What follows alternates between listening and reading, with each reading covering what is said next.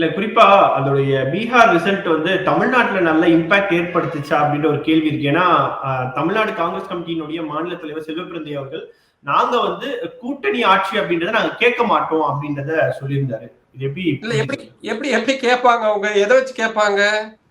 ஐயா நாங்க வந்து எங்களுக்கு 61 சீட்டு கொடுத்தாரு தேஜஸ்வி யாதவ், நாங்க 50 சீட்டு ஜெயிச்சிட்டோம், அவர் தேஜஸ்வி யாதவ் தான் தோத்துட்டாரு, அதனால எங்களுக்கு நாங்க வலுவாதான் இருக்கணும்னு கேட்பாங்களா? ஹரியானா எலெக்ஷன்ல அவங்களோட பர்ஃபார்மன்ஸ் வச்சு கேட்பாங்களா? எனக்கு புரியல. அவங்க அதை எப்படி எடுத்துட்டு போறாங்கன்னு தெரியல. நீங்க சமீபத்துல பாத்தீங்கன்னா அவங்க விஜய பிரைஸ் பண்றது, அவங்க அடுத்த ஒரு இடத்துக்கும் போறாங்களோ அப்படின்ற ஒரு சந்தேகத்தை வலுவாவே எழுப்புது. ஏன்னா கார்த்திக் சிதம்பரத்துடைய ஒரு ஸ்டேட்மெண்ட் பார்த்திருப்போம், ஜோதிமணி அவர்களுடைய ஸ்டேட்மெண்ட் பார்த்திருப்போம். 2013லயே விஜய் அவர்கள்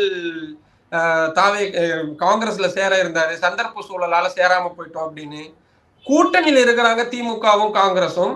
ராகுல் காந்தி கரூர் சம்பவத்துக்கு விஜய்க்கு கால் பண்ணி பேசுறாரு. தாவேக்கா விஜய் மொத்தமும் யார குற்றம் சாட்டிட்டு இருக்காங்க? கரூர் சம்பவம் நடந்ததுக்கு காரணமே திமுக தான் சொல்லிட்டு இருக்காங்க. ஆறுதல் சொல்றேன்னு சொல்லி அதை வெளிப்படையா எல்லாருக்கும் தெரியற மாதிரி அந்த செய்தியும் வெளியே கசிய விட்டு, ஏன்னா டெல்லியில இருந்து அந்த செய்தி கசிய விடப்பட்டது.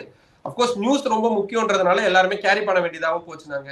தமிழ்நாடே கேள்விப்பட்டிராத அதிரடி விலை குறைப்பு சூப்பர் சரவணா ஸ்டோர்ஸ்.